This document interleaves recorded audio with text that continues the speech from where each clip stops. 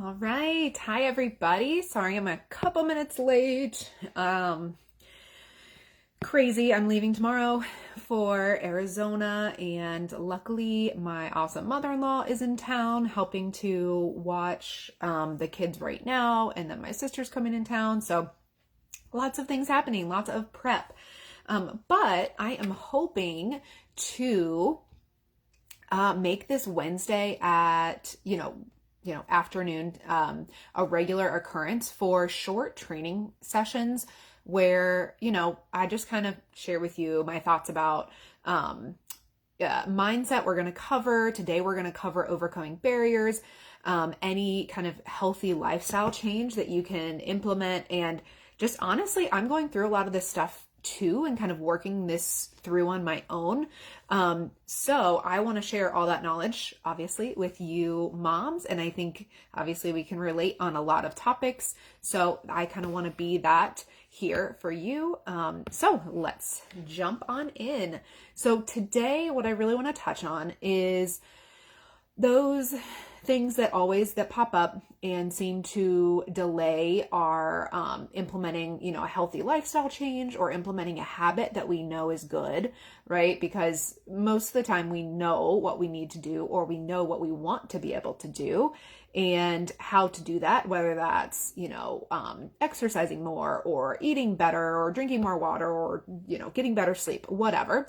Basically, it's all connected, right? If we move more, we sleep better, and then we want to eat healthier, and everything is connected. So I just today want to touch on the fact that, consistency is key. So I think that's the overarching thing here today is that if you're not consistent with a change, it's not going to become a habit, and then you're just not going to keep up with it, right? So we've all experienced that where we're so excited to go and start this new thing, and then it's like, okay, the newness wears off, and it's just not as exciting anymore, and you just kind of lose that consistency. So one thing I want to share with you today, I kind of nerd out on some of this physiological stuff, right? Because that's what I studied in school, and that's what I do as a physical therapist. But if you really want to change the pain that you're experiencing in your body, which is some sort of what I call noxious stimuli, right? Something is being aggravated and causing that pain. In order to make a change, your body actually needs 4 to 6 weeks to get that healing, heal those structures, whatever it may be, joint, tendons, ligaments, muscles, whatever is being irritated, your body needs 4 to 6 weeks to actually make those changes and heal that tissue that has been aggravated for so long. The good news is though, that brain to body connection, that can be formed within the first 2 weeks. So there's positives and negatives to this, right? So if you injure yourself, the positive thing would be that if you can turn that around, get yourself out of pain, heal that tissue within 2 weeks, then your brain is not going to make those compensatory patterns to where, you hurt your back. So you're going to just quit bending over, or things aren't going to move right. Joints aren't going to move right. So that takes 2 weeks. So I always preach, honestly, if you have an acute injury, you want to bring that pain down as quickly as you can so that your body doesn't start to move out of pain, because what will end up happening is you get new movement patterns, and then those are what's really tough to undo. And that's where you get alignment issues or things pulling where they're not pulling, and your pelvis is, turning, or if you've ever, had a doctor say, you're getting curvature in your back, because scoliosis can form over time. Those things are brought on by changes in movement patterns from an injury that was not healed properly. So that is the positive thing, is if you have an acute injury, if you make that change within 2 weeks and get that pain healed up, your body is not going to change those movement patterns. Now, the negative to that is most of us, we kind of put it off, right? We don't quite deal with the pain. And so what ends up happening, I see my clients coming in and I ask them to bend forward and touch their toes, and they go off to the right and then forward, right? They can't go straight down. And I'm like, must be some pain on that left side of their low back that they're avoiding, and they don't even know. Those are the things that specifically within my program, I touch on to get to the root cause. Those are things that kind of knock us off the root cause. So overarching, the reason that I'm going into barriers is that it keeps us from being consistent, and consistency is needed. Like I said, you need at least 2 weeks to change movement patterns, and then 4 to 6 weeks to actually change the tissue in your body. So a lot of people, don't know that. And it's really hard to keep up with something for 6 weeks straight. And you need it all, daily, because you're undoing all of the movement patterns that might be, what we call dysfunctional.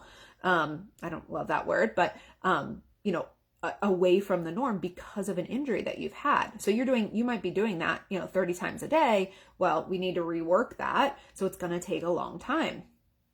So today, what I really want to focus on, like I said, is barriers. So I am going to kind of break that down into 2 categories, right? External barriers and internal barriers. So, and there's 3 of each. To keep it simple, there's probably a lot more barriers back in there, but, and honestly, comment below, if, any barriers that you've had, so that, we probably have all experienced all of the things, but it might be different to you and unique to you. So let me know, kind of follow along with me here, if any of these barriers you've experienced when you're trying to implement a healthy change in your lifestyle or a new habit or whatever it may be, crush those sugar cravings. That's my big thing. So let's talk about the external barriers first. All right. Because those are probably a little bit more at the forefront of our mind. And then with each of them, I'm going to tell you how I overcome them, and maybe it'll work for you. It worked for me, and I've kind of figured out that this is my key. If I want to do something, if I want it bad enough, I can get it. I know how to do it. So external barriers. The first one is time. There's never enough of time, right? You can have all the money in the world, never enough time. Here is the thing. Most moms struggle with blocking out a huge amount of time. You don't have to do that. What I teach in my program is things that will streamline into your day. So the first way that I kind of nix that right out of my brain, I don't have enough time, right? Hear that all the time. I tell myself that all the time. Cassie, you don't have time. You don't have time. You have to go out the door. You have to make it to work. You have to do something. Well, honestly, I've been 5 minutes late to work because I wanted to do my 5-minute stretching routine in the morning because it'd make me happier person and a better, physical therapist. So it's the time factor.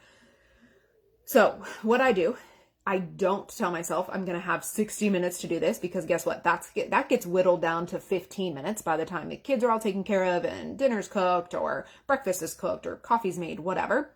I tell myself 5 minutes, 5-minute increments. If I get more time, I stretch it. If 5 minutes is my non-negotiable in the morning specifically, and for my nighttime routine too. Usually I can stretch that a little bit more.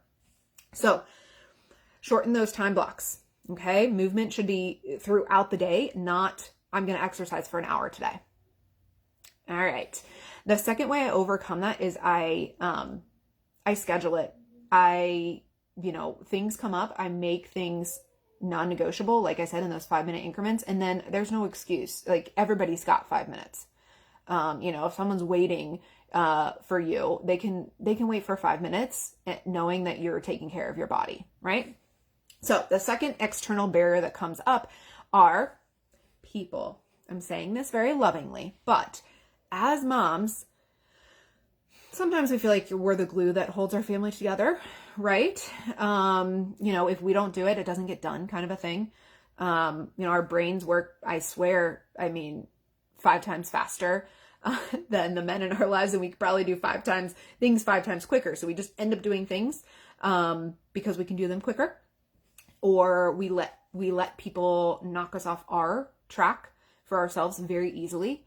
So, not to get too far into this, but you are important, and what you do for yourself and the time that you take for yourself is very important. So, but let's talk about this particular, I'm going to go on my soapbox, but this particular thing is people get in the way. kids, family, husbands, friends, whatever.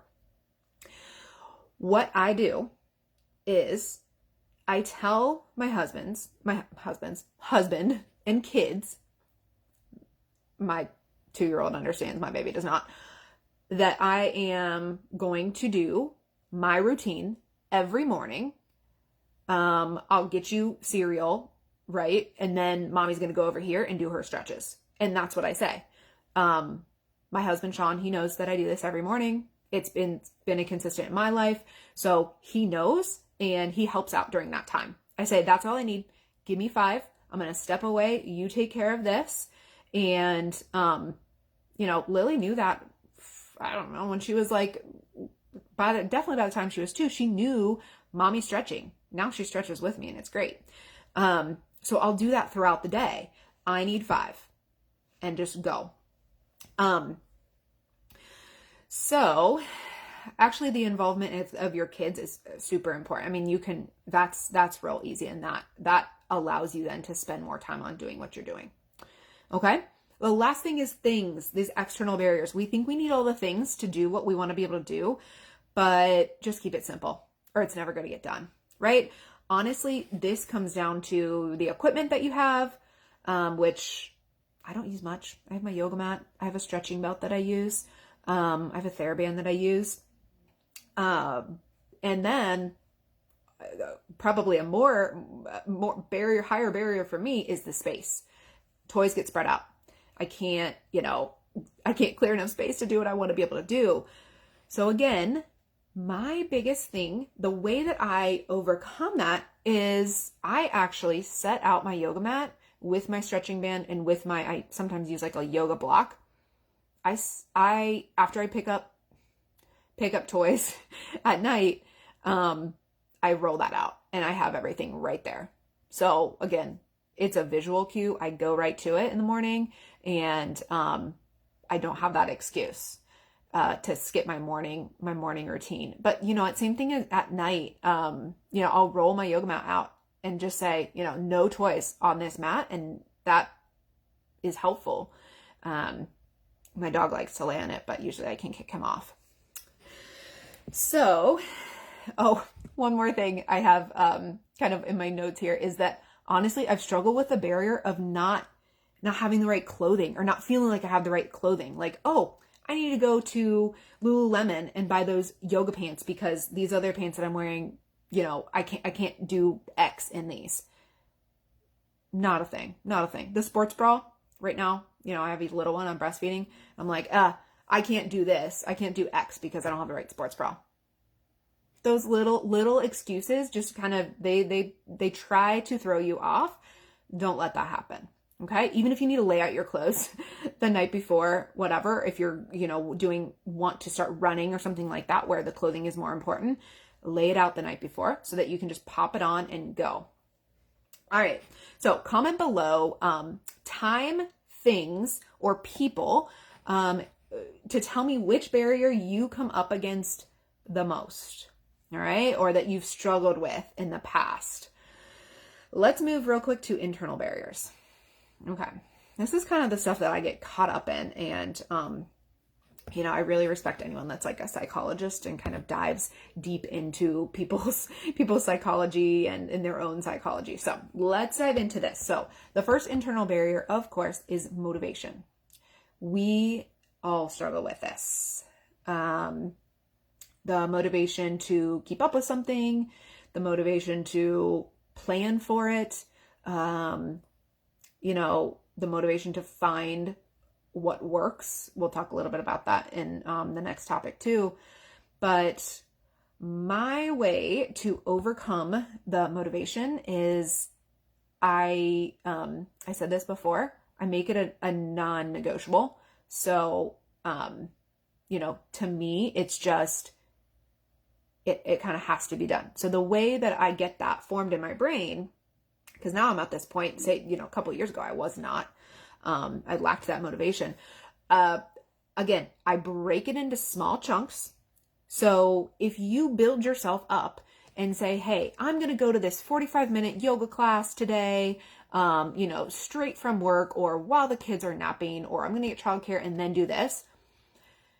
You're giving yourself such a large event to prepare for that in your brain, it becomes a larger wall and mountain to climb to even just get there. Okay. So if you don't already have the habit of setting aside, say, 20, 30 minutes at home to spend on yourself and get a workout, you're probably not going to be consistent with that 45-minute yoga class, 2 to 3 times a week or whatever it may be. Maybe it's on the weekend and you've got a little bit more time and you can stretch it there. But if we're talking consistency, that is not the way. You should not rely on that to be your movement, right? So you should not say, I'm gonna, not do anything all day long as far as movement or taking care of my body or stretching or whatever, but I will do that 45-minute yoga class at the end of the night. And guess what? I used to do that. Honestly, I would give myself every excuse not to go to the yoga class. Or I would have to talk myself up, like get off the couch, put on your yoga pants, go. I would tell my husband, remind me how good it makes me feel. So it makes me want to go, because all I could squeeze in was like an 8:00 class. And I did not want to do that at 8:00 after my long day. So basically you don't want to give yourself that mountain to climb right at the beginning. So if you're not already used to blocking such a large amount of time out of your day, don't tell yourself you're going to do that and then go out of the house to do it, and expect yourself to be able to or expect your brain not to give you those barriers popping up. So something that I do is start at home, right? If you want to exercise more, start at home. Always. And small increments. Okay. So, the other reason I like small increments is because if you tell yourself, even if you're exercising at home, because a lot of people say, I can't do it at home, I get distracted. Don't give yourself even like a 30-minute time block, because guess what? You might say, I'd rather watch that Netflix show for 30 minutes. Or I would rather speed clean all the bathrooms because I can get that done in 30 minutes. So if you give yourself 5, you're not going to want to fill it with other things that you're thinking about doing throughout the day. All right. So the second one is fear. All right. That internal barrier, that fear. It truly is one of the most complex things, especially if you've struggled with chronic pain. So chronic pain is any pain you've had for over 3 months. And if you've ever told yourself, I can't do this because I'm in pain, or you do something and then later it gives you pain, guess what? That fear, your brain remembers that. Your body remembers it. So even if you're not intentionally saying, oh, I don't actually want to do that exercise, or I don't want to do a workout, or I don't want to go for that run or that walk because the last time it gave me pain, even if you're not saying that straight out, your brain is thinking it. So we've got to have confidence in what we're doing. And also we have to realize that it may have not been the run that gave you pain. It could have been something else. And to respect that your body, especially if you're struggling with chronic pain, it's not as straightforward as I went on the walk, so that's what caused my pain, or what I did an hour ago made me have a headache, or, getting that quick direct link. That chronic pain is so complex that you truly cannot just make those kind of off the cuff links. So, but if you say that to yourself, or you skip a workout because of that, it just breeds more fear in your brain. And then you end up skipping events that you want to be able to do. And you're not, you don't feel good enough to do what you want to actually be able to do. Go on a hike or whatever, go do a 5K with friends, whatever it may be. The other thing that I want to talk about here with fear is, that the time that you're taking out to do this new thing that may or may not change your pain, the fear that it won't work. And all of that time is wasted. Comment below if you've experienced this, because this is a big one for me. at my highest pain, I was taking a big chunk of time out of my day to try to fix my pain or go to a doctor's appointment or whatever it may be. And that pulled me away from my daughter when she was basically a newborn or baby. So that fear that all of that time, not to mention money, right? All of that time was going to be wasted, that I could have been with her.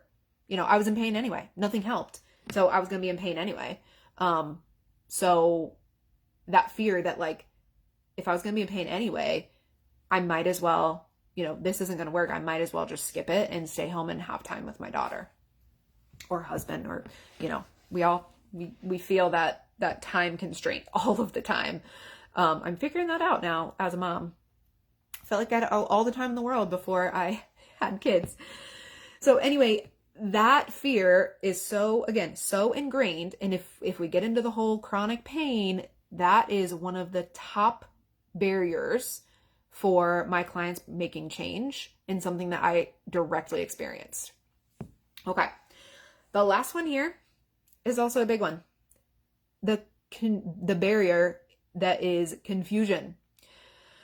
I experience this a lot, almost because I am a PT. So I had so much knowledge of movement and anatomy. I would way overthink things. I call myself a feeler. I feel every little thing, so I overthink it.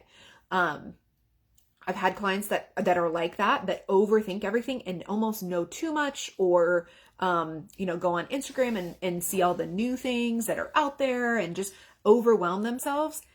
Confusion. And then I've also seen the opposite side of it. Like, I've never worked out before. I don't feel comfortable moving my body. I don't feel what you're talking about when you say, put your weight through your heels or ground through your feet. So I also have those people who are like, I don't understand how people feel. I don't feel athletic. I don't feel like I can do this, or that I should be someone that lifts weights, or I should be someone that runs or takes care of my body or whatever. People tend to fall in two different categories. Comment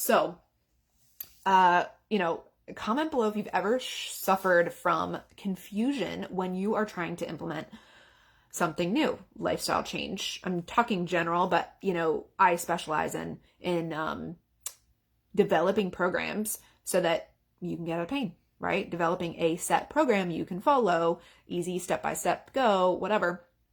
I've gone through that confusion process. I've done the research. I've done all of those steps so that you or my clients that I'm working with have the game plan, so that confusion and the frustration of it, we overcome that barrier.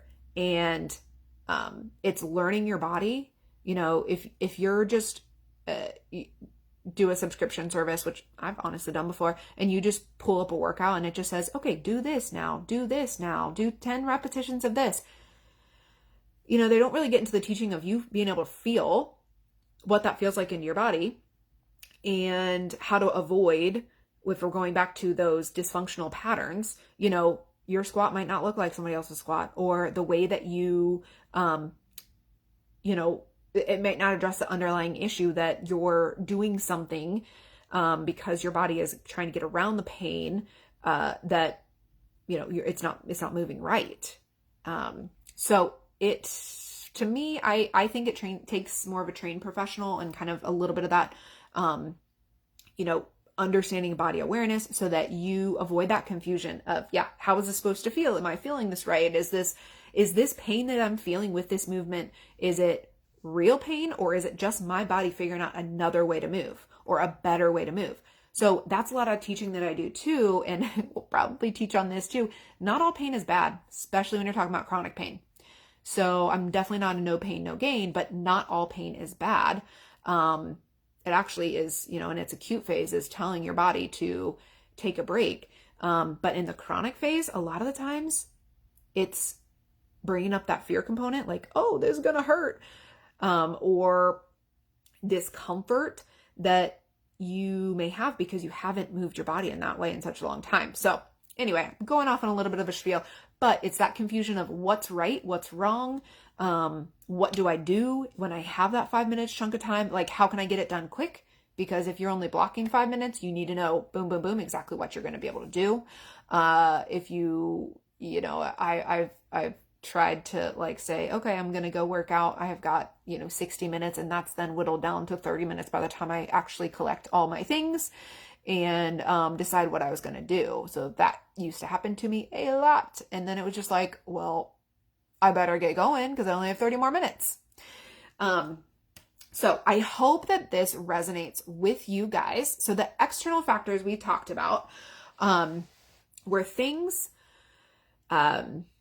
people, and time. I have my notes because I have mom brain sometimes. So things, people, and time, external barriers, and how to overcome those. And then the internal barriers were fear, big one, motivation, and confusion. All right. So to me, knowledge is power, right? The reason that I touch on this before mindset is because you need to know your barriers before you even encounter them. Before you even get the mindset to make the change. So you need to know whatever habit you might want to form for the new year or whatever, new lifestyle change to get healthier. You need to know your barriers, number one, even before mindset, because most of us, especially as moms, we're motivated. We know how to get stuff done, but the barriers are what throw us off. I don't feel like I need to give you guys like a hoorah, like motivation, blah, blah, blah. You got that part. It's about avoiding the barriers for sure. So next week I will talk about mindset because again, those internal things that we tell ourselves become barriers if we let them be and we don't address them. So I will be jumping on here next Wednesday, probably 2 p.m. Look out for that. But I'm going to make this a consistent thing because I love to dive deep into this and understand, why we do what we do, why we don't do what we want to be able to do. That's what I want to share with you guys so that hopefully you guys can just come here and get your little, get a little, dose of knowledge and start to implement. So, I have an awesome bonus for you if you come to the training next week to help with the mindset. I might even share it early. So if you guys want to drop your emails below or PM me or whatever, I do have something that's going to go along with the training next Wednesday on mindset. And so that we can really just get you prepped and get you ready to go because this time of year just always, we get that motivation. Or I guess I should say planning for it in the new year, right? I'm all about these 2 months being the best 2 months of the end of 2021. I don't want to wait till 2022, but, we're planners. So I'm giving you guys all of this stuff early. So hopefully this, was a little bit of, good stuff and detail for you guys today. And I hope some of it resonated with you. Comment live if you're watching the live, comment replay if you're going to watch the replay. And, I'm hoping to see you guys next Wednesday. Just real quick, I am still have a few spots to fill. If you are ready to make the change, I go way into depth, and give you lots more info, and actually you have that accountability if you decide to work with me within the Path to Pain Free movement. I launched that on Monday after lots of hard work, 2 years. So you get everything you need in a nice tight bundle with a bow on top and me to be your guide and to teach you so that you can finally overcome the pain, discomfort, frustration, stress that you have been under. And even if nothing else worked in the past, I'm super, super confident because that was me. Nothing worked. So I just decided to do my own thing and make it. It worked for me. And I want to teach all of you guys that. So anyway, thank you so much for joining me on here, and I hope you have a great day. See ya.